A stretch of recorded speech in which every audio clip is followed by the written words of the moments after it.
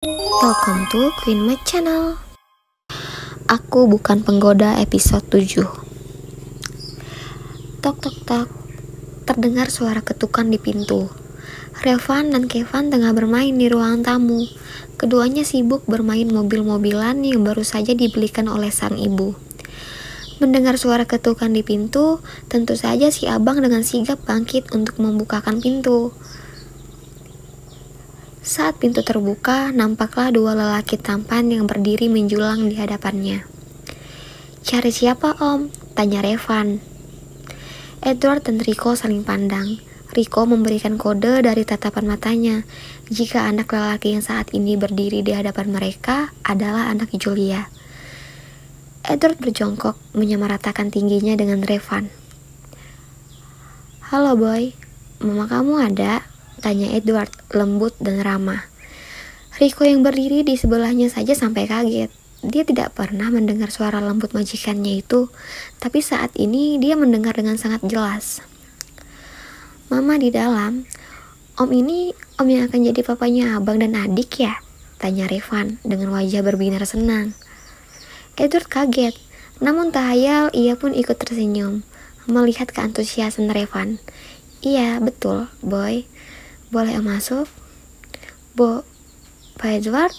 Ucapan Revan terhenti oleh kedatangan Julia dan juga Bu Sri.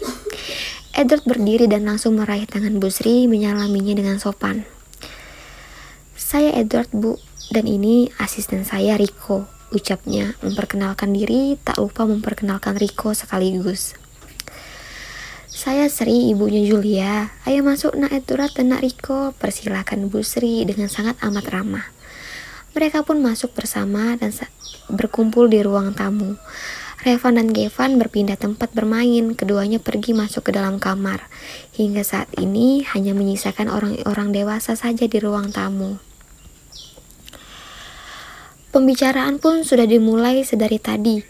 Edward sudah menyampaikan keinginannya yang ingin menikahi Julia.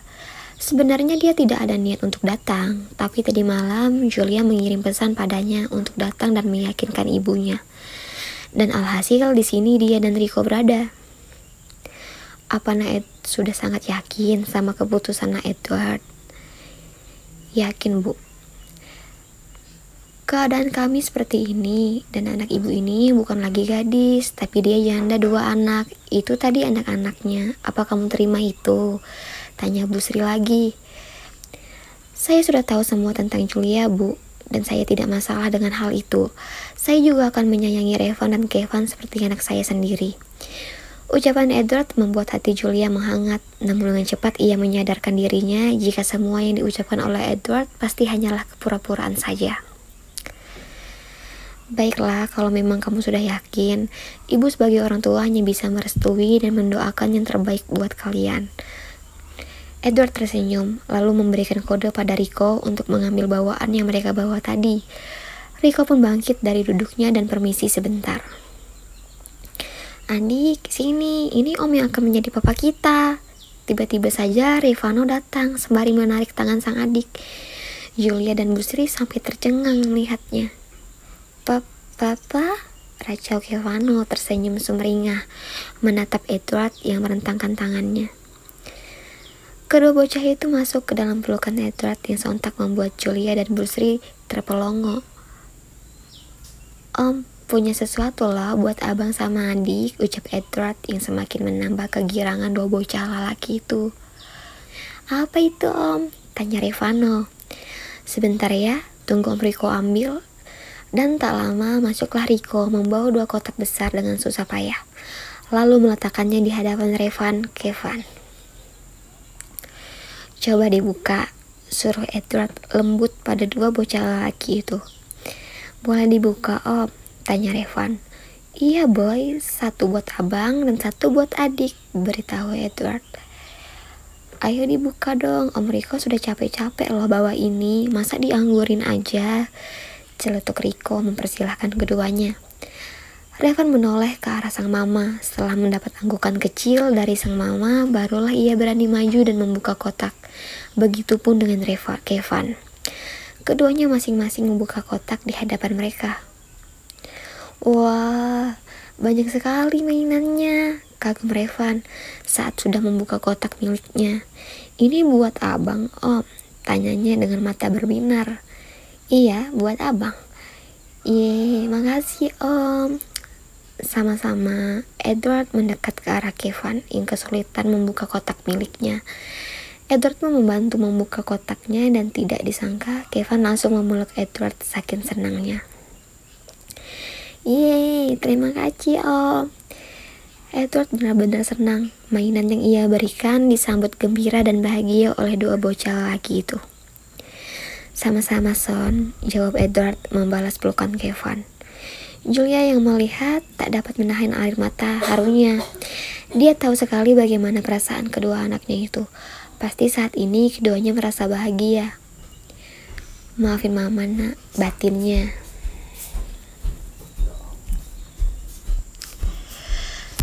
Setelah makan siang bersama, Edward dan Rico pun berpamitan pulang.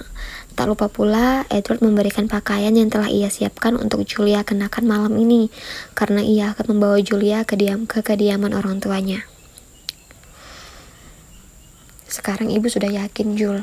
Ibu yakin kamu pasti akan bahagia bersama Edward, ucap Bu Sri. Saat ini keduanya tengah berada di ruang keluarga. Juliana hanya bisa tersenyum saja. Dalam hatinya berkata maaf dengan lirih. Dia merasa bersalah karena telah berbohong pada sang ibu.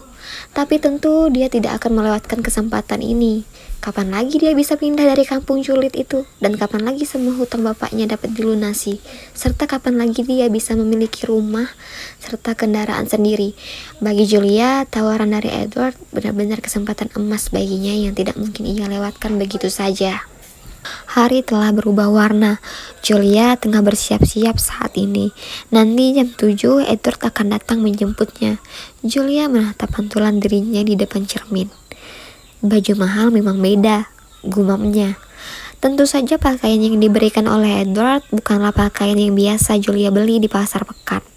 Tadi saja dia sempat terkejut melihat tag harga yang masih melekat, yang harganya setara 1 unit mobil.